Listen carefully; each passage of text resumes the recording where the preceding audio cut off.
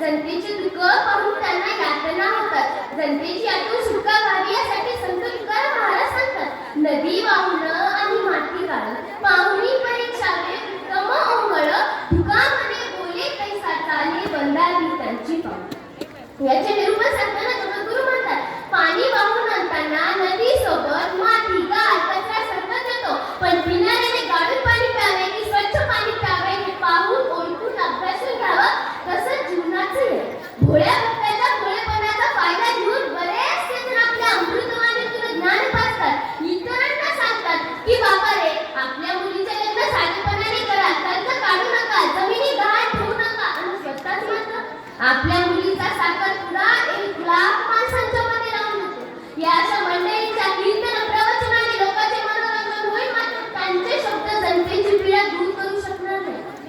जो बोलतो तसे चालतो, वागतो, खातो त्यांचे अनुकरण करा.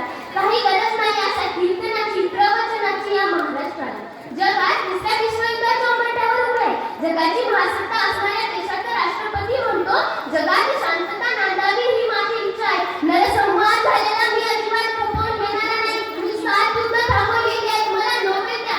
मग मला प्रश्न पडतो, इराण कोणी पेटवला, बांगला कोणी जाळला, व्हेनेझुएला कोणी कब्यात घेतला आणि शांततेचे प्रतीक असणाऱ्या देशाला म्हणतो, Donald Trump want India not to buy crude oil from Russia. If India disobeyed, America will more tariff on India.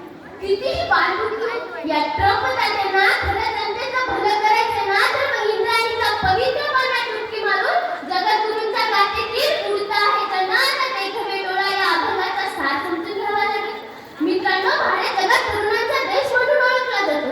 जगभरातून भारतातील डॉक्टर, इंजिनियर यांना मागणे, मात्र आजची मुलं शिक्षण सोडून पुढाऱ्यांच्या मागे मागे जातात व म्हणतात, सांग विठ्ठला कोणता झेंडा घेऊन येते.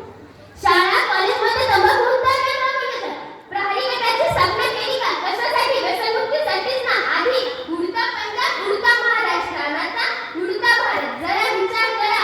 मग तीच मुलं दाढी खाजवत आपल्या मामाला म्हणतात, काय मामाश्री, तुम्ही तर आमच्याकडे बघना झाले राव. पोरांना जगवून मायबाप म्हातारे झाले तरी कुणीच विचारेना. गावोगाव मुंजेच मुंजे. काही हात पाहावंसं वाटत नाही हो.